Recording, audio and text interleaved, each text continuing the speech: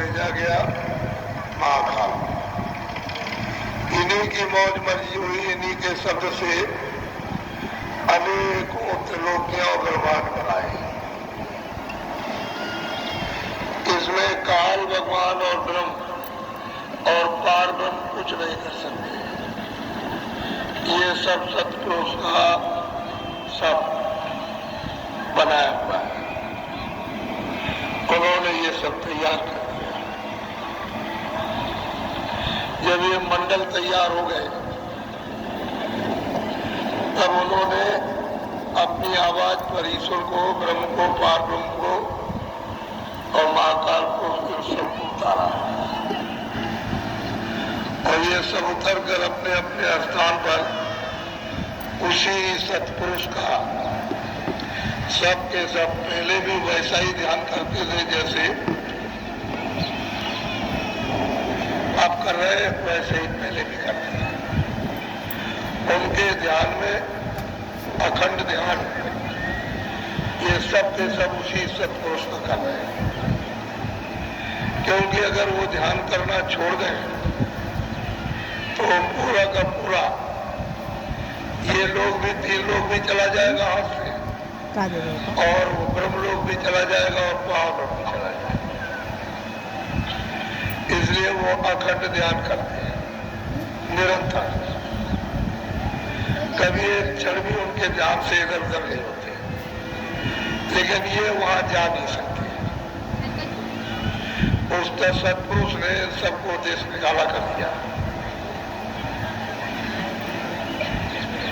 इन्होंने तपस्या की, इनके तब से कितने जुगों तक सबको प्रसन्न हो गए।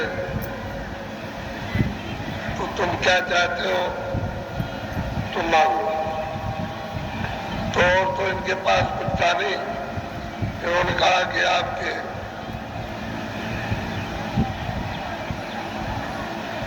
देश के समान हमको रचना दी जाए। तो बगैर रूहों, बगैर सुरतों के कोई रचना हो नहीं सकती, कहीं भी नहीं हो सकती। न यहाँ हो सकती, न स्वर्ग में हो सकती है, न ईश्वर के लोक में, न वो ब्रह्म लोक में, न पार, कहीं नहीं हो सकती। जब सुरतें दे दी जाएगी इनको तभी रचना बैठेगी, तभी रचना होगी। उन्होंने ये मस्त किया कि हम तुमको देंगे। अब उन्होंने इस तपस्या के एवज में हमको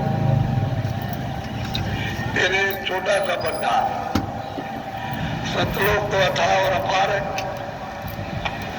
उसका तो कोई पारावार नहीं, और सतपुरुष की मर्जी, उसमें क्या कोई दखलंदाजी कर सकता। तो उन्होंने मतलब यह कि हम सुरतों का एक छोटा सा भंडार, उसी में से तकसीम कर दिया, बांट दिया।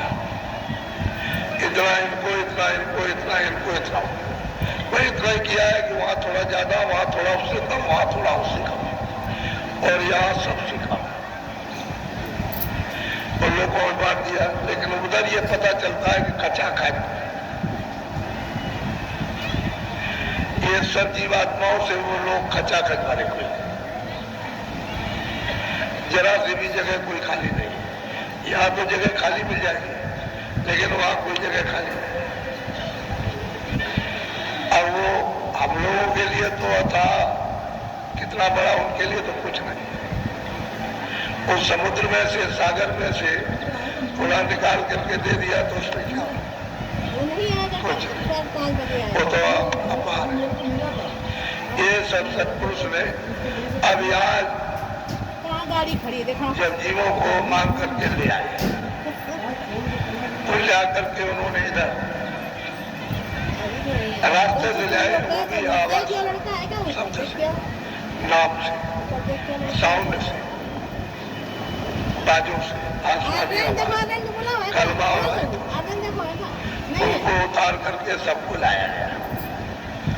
बड़ी शोभा के साथ लाया गया। ऐसा नहीं कि किसी को ऐसे ही ढकेल दिया हो। बहुत इज्जत, मान सम्मान के साथ सुरतों को उतार करके यहाँ उसी शब्द उसी नाम के द्वारा साउंड के द्वारा लाएंगे।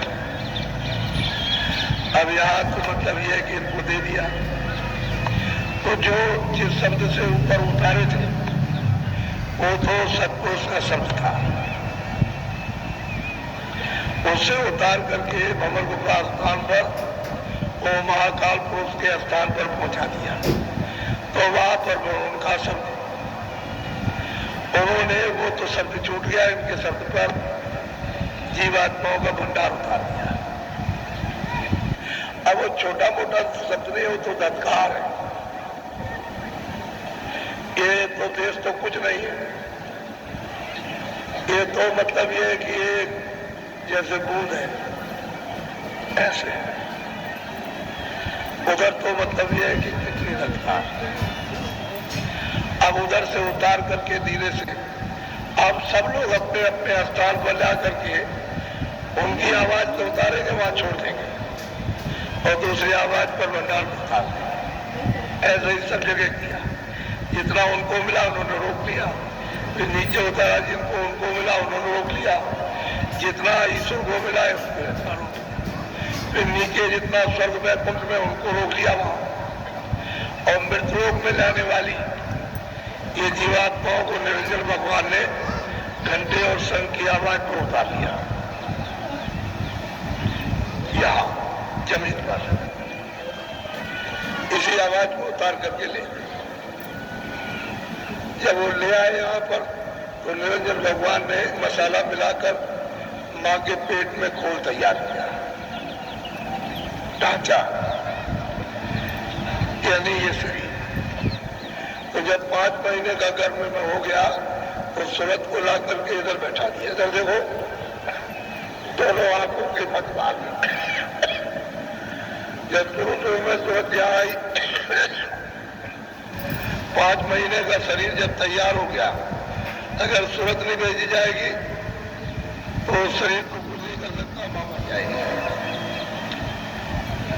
और सूरत जब भेजी जाएगी तो मां को पता चल जाता है कि पेट में बच्चा बच्ची हरकत करने लगे, ऐसे हिलते।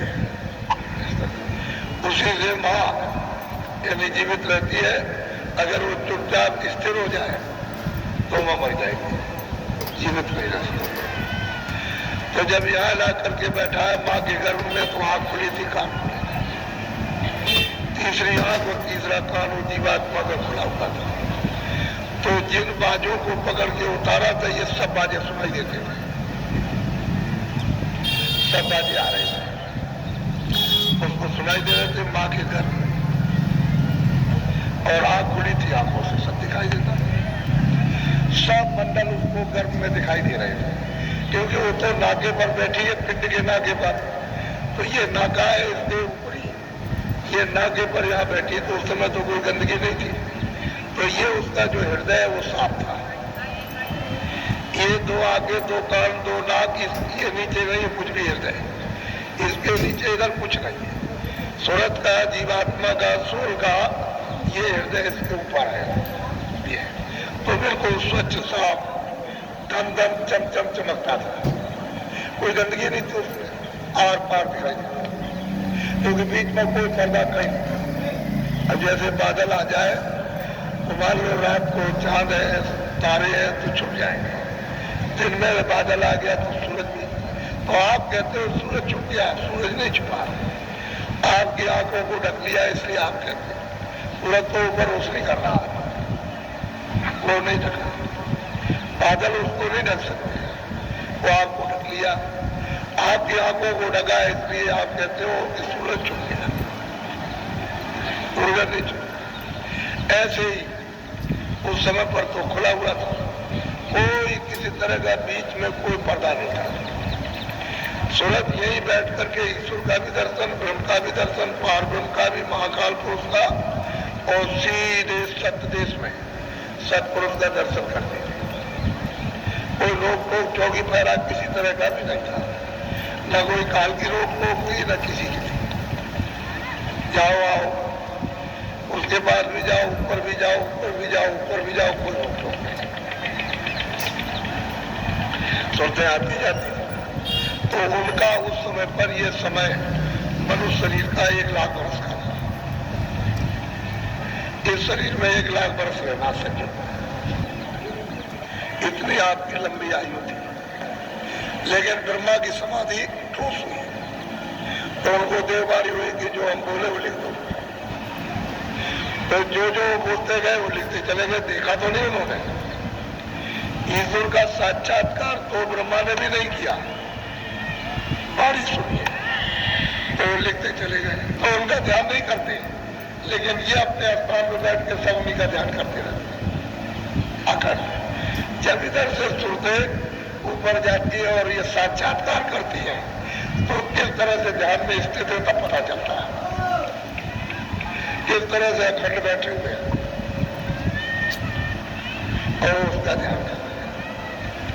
क्या तुम्हें भी मालूम होता जब ये सुनते ऊपर चली जाती है, ऊपर से उनकी अग्नि जलाएंगे, बस जब जलेगी वो सब भस्म होगी।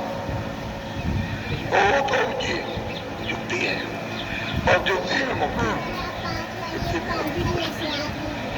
इसलिए आज मैं आपको से बहुत ऊंची चीज आज सुना था।